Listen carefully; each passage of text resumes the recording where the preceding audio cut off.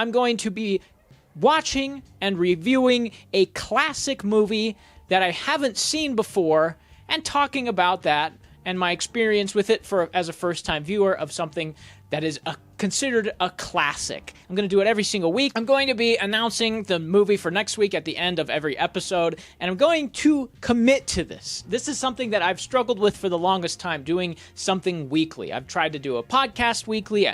Way back in the day, I wanted to do a review podcast where I did something similar to this, and it was kind of a struggle.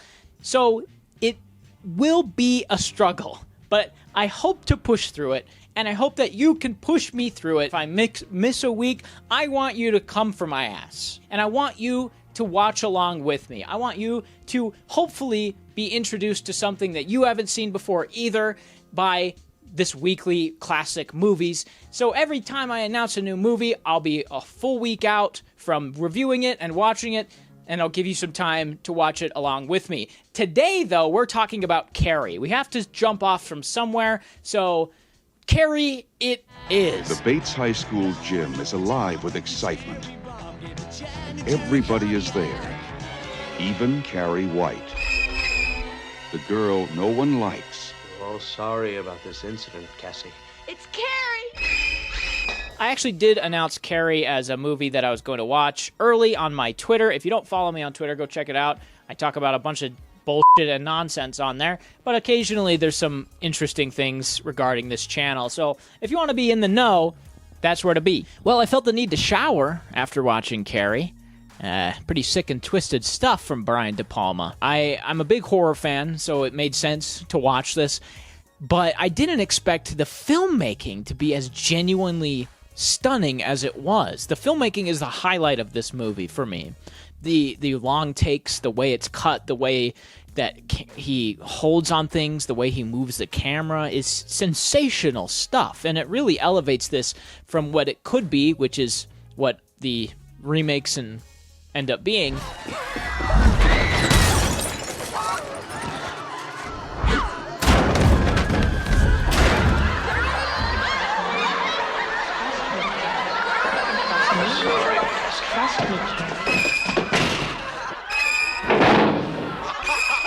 A high school prom gone wrong, more or less. It's about this weird girl who is ostracized from her class, a high school senior. And in the first scene of the movie, which is one of the most uncomfortable scenes in a horror movie I've seen in recent memory, she gets her first period in high school. And it made me very uncomfortable and uneasy. But it set the tone perfectly for this whole movie, because that's kind of the vibe the entire movie has. Most of it isn't bombastic or crazy until the end. It's just this escalating sense of dread.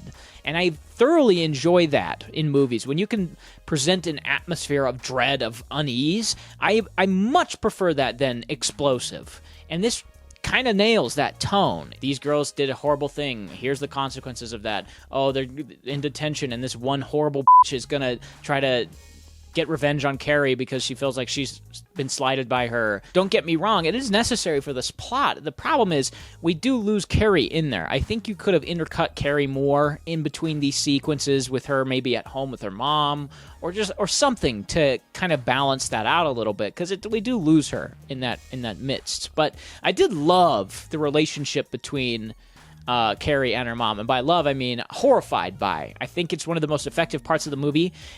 The mom is just a crazy, crazy, evil religious zealot. And it's awesome. It's haunting and miserable, but it's so well done and effective in how it portrays this character and why Carrie is the way she is because of that mom figure. She looks up to her mom, but her mom is just evil towards her, just mean, vicious.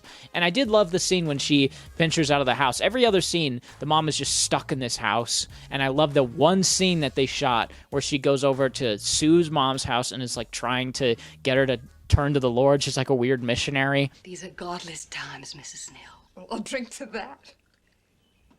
But everybody else seems to have this weird trauma in their lives that are forcing them to be maybe not who they want to be. Carrie, the trauma that she has is from her mom, who has trauma from an ex-boyfriend or husband who she feels was not good to her. But her mom has trauma, which has forced trauma onto her child, which has forced then trauma onto the people around her. There's also these really cool parallels between that opening scene when she's in the shower and she sees the blood and she has this panic attack, and the end scene when she's covered in blood, washing it off. It's like a nice little parallel of this loss of innocence.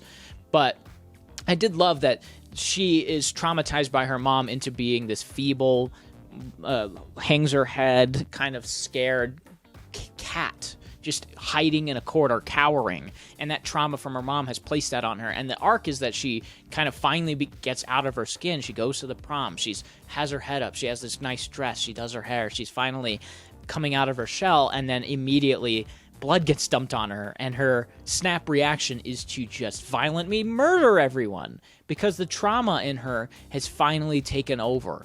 And everybody else also has that trauma. I mean, that main antagonist, the girl who sets the whole film in motion by throwing things at Carrie when she's having her period and being the one to pour the blood on her, is clearly in a toxic, horrible relationship with John Travolta. They seem to not like each other. They abuse each other. They slap each other. They're just not good. But it feels like that relationship informs how this girl acts and how she lashes out at people around her, because that's what she knows. She's drawn to this kind of toxic man who abuses her, so she abuses other people. Stupid shit.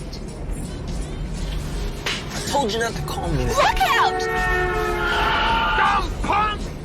And it's, again, that kind of cycle of violence that this movie is all about, and trauma, and how that trauma rears its head. It's really great stuff. I think the movie is incredibly strong, and that last act is some of the best filmmaking I have seen in a horror movie.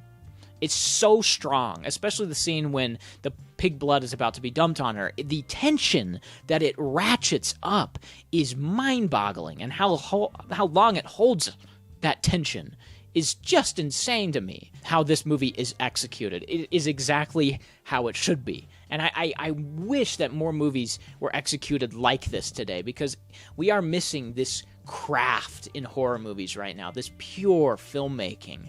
And it was awe-inspiring to see. I love watching movies that are about the filmmaking. Carrie, the premise is simple. The characters are pretty simple. Everything about it is pretty simple, effective, but simple.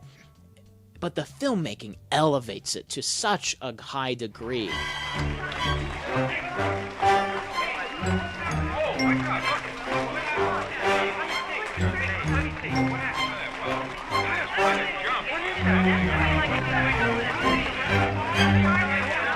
I can't overstate how great the filmmaking is in this movie, and that's a big reason why I think it's a classic. Without it, again, it probably wouldn't be. It's fantastically made. So, yeah, I can't wait to see our next movie, Rosemary's Baby. That movie was kind of on my mind during this. I haven't seen that one either. So next week we'll be watching and discussing Rosemary's Baby in this low-stakes kind of hangout way, I guess.